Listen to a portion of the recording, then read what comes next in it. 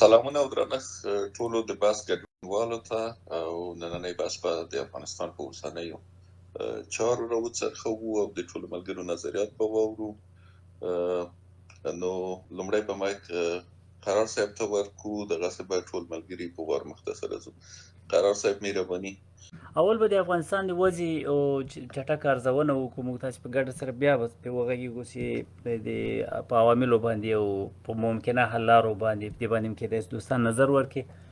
د افغانستان وضع خو تر هر څه وړاندې اقتصادي اړخ او اجتماعي اړخ ډېر مهم دی چې بحث پرې باندې وشي، ځکه په افغانستان کې سږ کال د راپورونو مطابق تر 90% پورې خلک د فقر تر کرښې لاندې حالت ته تلونکي دي، او دې علت دا دی چې همدومره فیصدي خلک د افغانستان چې وو په نړیوالو مرستو او نړیوالو مؤسساتو کې په کار او په دولت کې په مستقیما په کار باندې متکي وو، او د دغو مرستو د قطع کېدلو یا د کمېدلو له امله دوی ټول محرومیږي، سږ کال د خپل ځان له حمایې په اصطلاح له توانه محرومیږي.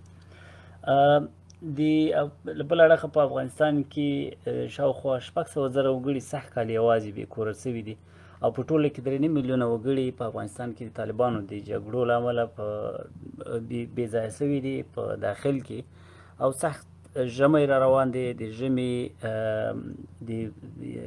په ژمي کې کېدای شي اکثره دغه کورنۍ سرپناه ونه لري، د تودوخې لپاره امکانات ونه لري. دا یې بله غټه مسله ده. بله غټه مسله چې سږ کال یې ګواښ شوی دی هغه د ماشومانو وضعیت دی، چې کېدای شي نیم ماشومان یعنې هر دوهم ماشوم په افغانستان کې سوی تغذي ته ولاړ شي، او دا داسې یو مسله ده چې د ماشوم په روغتیا باندې او په ذهني ودې باندې په راتلونکي کې تاثیر لري. ماشوم چې په دغه مرحله کې ذهني وده به تېز شي، هغه بیا په راتلونکي کې د زده کړې توان او د روغ بیهیویر یا روغې رویې د درلودلو توان هم له لاسه ورکوي. دا یې بل مهم تهدید دی چې البته نړیوالو مطرح کړی دی. په امنیتي لحاظ تاسې ګورئ تر اوسه پورې 11 چاودنې دي په دې تېرو 2 میاشتو کې چې نظام سقوط کړی، جمهوریت سقوط کړی دی. 11 چاودنې شوي دي په افغانستان کې، شاوخوا 600 وګړي زخمیان او مړي دا چاودنې لري. په دې سربیره د بمبارونو پیښې هم شوي دي پټې او ښکاره، او د طالبانو لخوا د قتلونو ډېره یو پراخه سلسله په ټول افغانستان کې روانه ده، ډېره سیستماتیکه روانه ده. هغه بل اړخ دی. البته قتلونو هدف له یو اړخه د افغانستان امنیتي منصوبین دي، له بل اړخه دوی د خپل مذهبي عقدې له بعضې ډلو سره لکه سلفیانو سره په ختیځ کې پالي، او د هغې په نتیجه کې هم ډېر زیات خلک وژل کېږي، او د دوی تر خپلو منځونو هم ډېر خلک په چور او په لوټ کې وژل شوي دي. دغه د امنیت اړخ دی چې ورځ تر ورځې مخ په خرابېدو دی.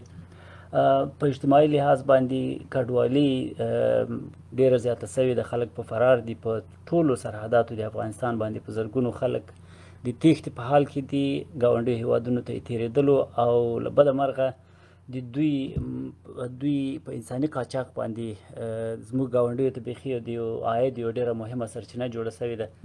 د تورخم حالت داسې دی چې هر نفر چې له تورخمه اړول کېږي تر $1,500 پورې ځینې اخیستل کېږي، او هغه هم په ډېر ظالمانه شکل باندې چې کله خواته واړول شي بیا هم په امن نه وي، تر مختلفو چک پوینټونو تېرېږي. یوه مسله دا ده چې هر افغان چې هاخواته تېرېږي د هغوی اسناد کتل کېږي، که چېرته او بایومټریک د افغانستان ډیټا یو مقدار داسې ښکاري چې له پاکستانیانو ته ورکړل شوې ده. هغوی له طالبانو سره په همدې مسله کې همغږي دي چې هغه کسان چې دولت سره یې کار کړی دی یا د پاکستان په مخالفو پروژو کې ښکېل وو، هغوی بیرته طالبانو ته په لاس ورکړي او یا یې هلته شهیدان کړي. دا نن د یو نظامي کدر د شهادت خبر خپور شوی دی، خدای دې وکړي چې رښتیا به نه وي.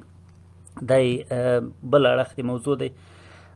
په هوایي چلند په برخه کې یوازې د پاکستان طیارو ته اجازه ورکول کېږي چې له افغانستانه پرواز وکړي، او هغوی خپل قیمتونه په ظالمانه شکل باندې په افغانانو باندې لوړ کړي دي.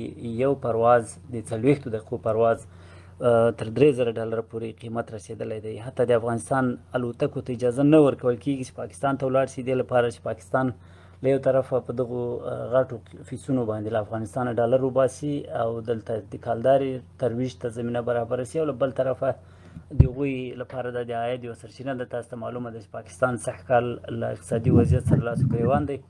د دوی لپاره دا حالت یو فرصت دی چې لږ تر لږه یوه برخه خپل اقتصادي مشکلات ښایي دوی د افغانستان په لوټ باندې البته حل کړي، ولو که یو کمه فیصدي هم وي. د افغانستان د بیت المال د چور وضعیت تاسو ټولو ته معلوم ده. پوستې، کنډکونه، لیواګانې په ټیکه ورکول کېږي د کباړ په شکل باندې.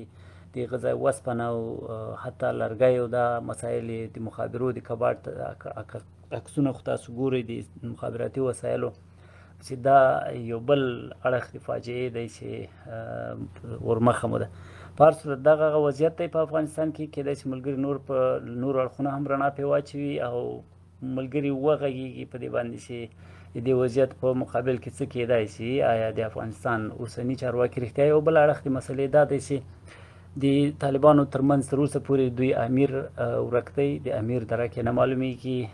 دوی واده کړې وه او یوه ویره یې دا څرګنده کړې وه چې ډرونونه په افغانستان ګرځي، دا ځکه موږ نه راوباسو چې راڅخه ونه وژل شي. چې د په هغه صورت کې د دوی دا دعوه چې ګویا کې افغانستان خپلواک شوی دی باطلېږي، چې د دوی خپل امیر لا په افغانستان کې تر اوسه په امن نه دی. نو په څه شکل تاسو افغانستان آزاد کړی؟ ځکه د یو ملک فضا او ځمکه دواړه د یو ملک د تمامیت او د خپلواکي لپاره تر ټولو مهم دي. او د دې مسلې بل اړخ دا هم دی چې طالبان په دې اړه د اقل اعتراض هم په امریکایانو باندې نه کوي چې د هغوی خاطر په دې مسله باندې دروند نه شي. نو دا بل اړخ د مسلې دی. نور مشکلات هم شته دي په اکثرو وزارتونو کې. تر اوسه پورې والیان رد و بدل کی او وزیران رد و بدل کیږي. 2-3 وزیران په یوه وزارت باندې ننوتلي دي، یو د یوې ډلې لخوا او بل د بلې ډلې لخوا. دغسې د والیانو وضعیت هم همداسې دی.